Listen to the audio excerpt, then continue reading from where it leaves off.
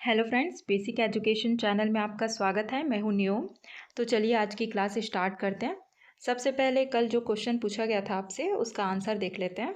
ठीक है, क्वेश्चन था कोई व्यक्ति पंचायत का पदधारी होने के लिए पात्र नहीं होगा यदि पहला है सिविल अधिकार संरक्षण अधिनियम 1955 के अधीन किसी अपराध का दोषी पाया गया हो और उसकी दोष सिद्धि के समय से 5 वर्ष नहीं बीते हों। दूसरा है जो किसी पंचायत के अधीन लाभ का पद धारण करता हो। तीसरा है पंचायत की ओर से वैतनिक विधिक व्यवसाय के रूप में नियोजित हो। चौथा है जो दिवालिया घोषित किया गया हो। तो इस प्रश्न का राइट आंसर होगा ऑप्शन डी, 1, 2, 3, 4। आज का पहला प्रश्न है ग्रामीण जल प्रदाय किस समिति का कार्य है। पहला ऑप्शन है सामान्य प्रशासन समिति, दूसरा ऑप्शन है कृषि समिति, तीसरा ऑप्शन है शिक्षा समिति, चौथा ऑप्शन है संचार और संकर्म समिति। तो इस प्रश्न का राइट आंसर होगा ऑप्शन चौथा, संचार और संकर्म समिति का कार्य होता है ग्रामीण जल प्रदाय। ठीक है, अगला प्रश्न है श्रम एवं जन शक्ति योजना जनपद पंचायत के किस समिति के कृत्यों में शामिल है। पहला ऑप्शन है सहकारिता एवं उद्योग समिति, दूसरा ऑप्शन है सामान्य प्रशासन समिति, तीसरा ऑप्शन है कृषि समिति, चौथा ऑप्शन है संचार एवं संकर्म समिति। तो जो श्रम एवं जनशक्ति योजना है ये जनपद पंचायत के सामान्य प्रशासन समिति के कृत्य में शामिल है। ठीक है, अगला प्रश्न है सार्वजनिक कार्य एवं ग्रामीण गृह निर्माण जनपद पंचायत की किस समिति के कृत्य हैं।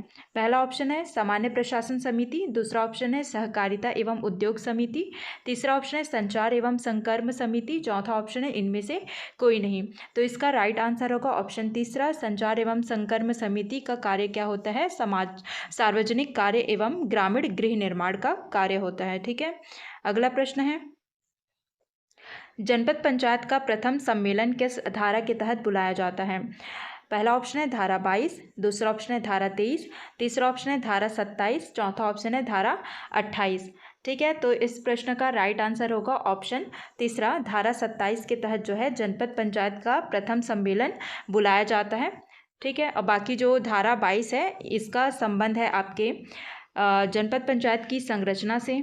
किससे? जनपद पंचायत की संरचना से। ठीक है, धारा 23 में क्या है, धारा 23 में खंड का निर्वाचन क्षेत्रों में विभाजन है। ठीक है, उसके बाद है धारा 28, धारा 28 में क्या है, अविश्वास प्रस्ताव किसके प्रति, तो जनपद पंचायत के अध्यक्ष और उपाध्यक्ष के जो विरुद्ध है अविश्वास प्रस्ताव धारा 28 के तहत लाया जाता है। ठीक है, क्या लाया जाता है, अविश्वास प्रस्ताव। तो इस प्रश्न का राइट आंसर क्या होगा, धारा 27। अगला प्रश्न है जिला पंचायत का प्रथम सम्मेलन किस धारा के तहत बुलाया जाता है। पहला ऑप्शन है धारा 35, दूसरा ऑप्शन है धारा 34, तीसरा ऑप्शन है धारा 36, चौथा ऑप्शन है धारा 40। तो इसका सही आंसर होगा आप ऑप्शन दूसरा, धारा 34 के तहत जो है जिला पंचायत का जो प्रथम सम्मेलन है ये बुलाया जाता है। धारा 35 के तहत जो है जो जिला पंचायत के अध्यक्ष हैं और उपाध्यक्ष हैं उनके विरुद्ध जो है अविश्वास प्रस्ताव लाया जाता है, अविश्वास प्रस्ताव लाया जाता है धारा 35 के तहत। ठीक है, धारा 36 में क्या है, तो धारा 36 में जो है पंचायत के पदाधिकारियों के लिए निर्हरता है, अयोग्यताएं। ठीक है, अयोग्यताएं। और आपका जो धारा 40 है इसका संबंध किससे है, तो धारा 40 का संबंध है आपके पंचायत के पदाधिकारियों का हटाया जाना। ओके, अगला प्रश्न है विद्युत शक्ति जनपद पंचायत के किस समिति के कृत्य हैं। पहला ऑप्शन है सामान्य प्रशासन समिति, दूसरा ऑप्शन है संचार एवं संकर्म समिति, तीसरा ऑप्शन है सहकारिता एवं उद्योग समिति, चौथा ऑप्शन है कृषि समिति। तो इसका राइट आंसर होगा ऑप्शन चौथा, कृषि समिति। ठीक है, अगला प्रश्न है एकीकृत ग्रामीण विकास कार्यक्रम जिला पंचायत के किस स्थायी समिति के क्षेत्राधिकार में है। पहला ऑप्शन है सामान्य प्रशासन समिति, दूसरा ऑप्शन है विकास समिति, तीसरा ऑप्शन है ग्रामीण विकास समिति, चौथा ऑप्शन है असाधारण समिति। तो इसका राइट आंसर होगा ऑप्शन पहला, सामान्य प्रशासन समिति। अगला प्रश्न है निम्न में से कौन सा कथन संविधान के अनुच्छेद 243 के संबंध में सही नहीं है? पहला है प्रत्येक राज्य में त्रिस्तरीय पंचायत का गठन किया जाएगा। दूसरा है अगर किसी राज्य की जनसंख्या 20 लाख से कम है तो उस राज्य में मध्यवर्ती स्तर की पंचायत का गठन नहीं किया जाएगा। तो क्वेश्चन में कहा जा रहा है कि अनुच्छेद 243 के संबंध में क्या सही नहीं है? तो पहला है प्रत्येक राज्य में त्रिस्तरीय पंचायत का गठन किया जाएगा, ये जो कथन है बिल्कुल सही है। ठीक है, अगला है अगर किसी राज्य की जनसंख्या 15 लाख से कम है तो उस राज्य में मध्यवर्ती स्तर की पंचायत का गठन नहीं किया जाएगा। तो ये जो कथन है गलत है, क्योंकि यहाँ पे जनसंख्या कितना होना चाहिए, 20 लाख से अगर कम है तो वहाँ पे उस राज्य में मध्यवर्ती स्तर की पंचायत का गठन नहीं किया जाएगा। तो इस प्रश्न का राइट आंसर क्या हो जाएगा? ऑप्शन बी हो जाएगा, केवल 2। बाकी जो त्रिस्तरीय पंचायत का जो गठन है ये किस समिति की सिफारिश के आधार पर गठित किया जाता है? तो वो है बलवंत राय मेहता समिति, जिसका गठन 1957 में किया गया था। बलवंत राय मेहता समिति 1957। अगला प्रश्न है पंचायती राज दिवस मनाया जाता है। पहला ऑप्शन है 22 दिसंबर को, दूसरा ऑप्शन है 23 दिसंबर को, तीसरा ऑप्शन है 24 अप्रैल को, चौथा ऑप्शन है 20 अप्रैल को। तो इसका राइट आंसर होगा ऑप्शन तीसरा, 24 अप्रैल को जो है पंचायती राज दिवस मनाया जाता है। क्योंकि जो 24 अप्रैल है, ठीक है, 1993, इस दिन जो है पंचायती राज व्यवस्था को लागू किया गया था। तो इसीलिए 24 अप्रैल को पंचायती राज दिवस मनाया जाता है। और बाकी जो 22 दिसंबर है, ठीक है, 22 दिसंबर 1992 को पंचायती राज 73वां जो पंचायती राज व्यवस्था है, अधिनियम है, उसे लोकसभा में पारित किया गया था। 23 दिसंबर 1992 को जो है ये 73वां संविधान संशोधन जो है राज्यसभा में पारित किया गया था। और आपका 20 अप्रैल 1993 को जो हमारे राष्ट्रपति है उस समय के शंकर दयाल शर्मा, उन्होंने इस 73वें जो संविधान संशोधन है, ठीक है, पंचायती राज संविधान संशोधन, उस पर हस्ताक्षर किए थे। तो इस जो क्वेश्चन है पंचायती राज दिवस ये कब मनाया जाता है? 24 अप्रैल को मनाया जाता है। अगला प्रश्न है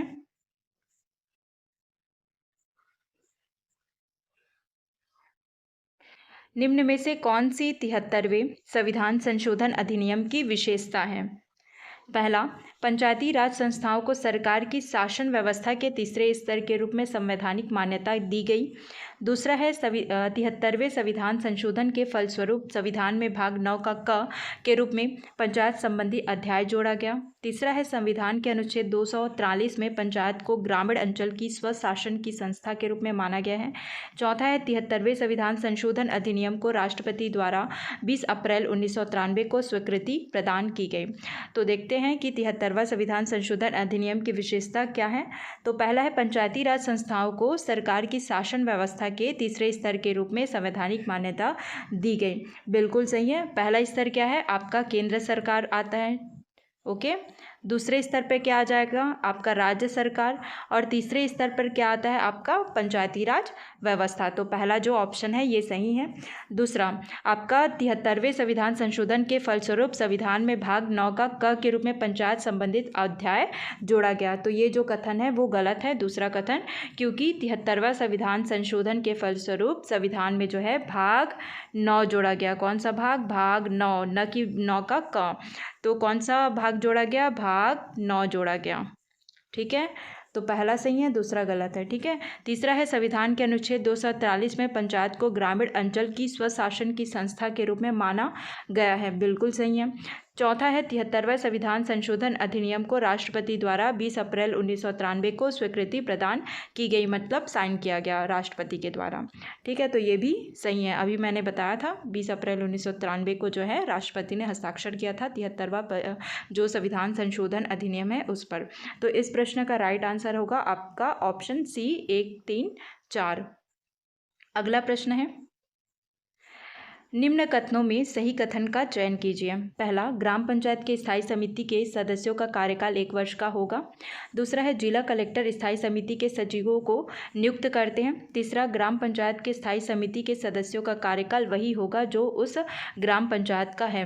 क्वेश्चन है क्या सही कथन का चयन करना है, ठीक है। तो क्वेश्चन पहला कथन है ग्राम पंचायत के स्थायी समिति के सदस्यों का कार्यकाल 1 वर्ष का होगा, ये कथन गलत है। अगला है जिला कलेक्टर जो है स्थायी समिति के सचिवों को नियुक्त करते हैं, तो ये बिल्कुल सही है। तीसरा है ग्राम पंचायत की जो स्थायी समिति है उसके सदस्यों का कार्यकाल वही होगा जो उस ग्राम पंचायत का है, बिल्कुल सही है। यानी कि इस प्रश्न का राइट आंसर होगा ऑप्शन बी 2 और 3।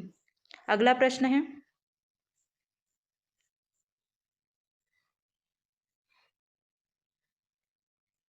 पंचायत को सहायता अनुदान का संबंध किस धारा से है? पहला ऑप्शन है धारा 64, दूसरा ऑप्शन है धारा 13, तीसरा ऑप्शन है धारा 22, चौथा ऑप्शन है इनमें से कोई नहीं। तो जो पंचायत को सहायता अनुदान है ये आपके धारा 64 में है। किस में है? धारा 64 में। बाकी धारा 13 इसमें जो है ग्राम पंचायत का गठन है। धारा 22 के तहत जो है इसमें क्या है? धारा 22 में जनपद पंचायत की संरचना। किसकी संरचना? जनपद पंचायत की संरचना। तो इस प्रश्न का राइट आंसर क्या होगा? ऑप्शन पहला, धारा 64। अगला प्रश्न है, धारा 65 का संबंध किससे है? पहला, पंचायत की निधियों का समनुदेशन, दूसरा ऑप्शन है पंचायत को सहायता अनुदान, तीसरा ऑप्शन है स्थावर संपत्ति का अंतरण, चौथा ऑप्शन है पंचायत निधि। तो धारा 65 का संबंध है आपका ऑप्शन तीसरा, स्थावर संपत्ति का अंतरण, धारा 65। बाकी जो पंचायत की निधियों का समनुदेशन है ये आपके धारा 63 में है। ठीक है, पंचायत को सहायता अनुदान किस धारा के तहत दिया जाता है? तो वो है धारा 64 के तहत। उसके बाद है पंचायत की निधि, ये किससे संबंधित है? तो ये है आपके पंचायती राज व्यवस्था का जो धारा है उसका 66। ठीक है, 66 धारा।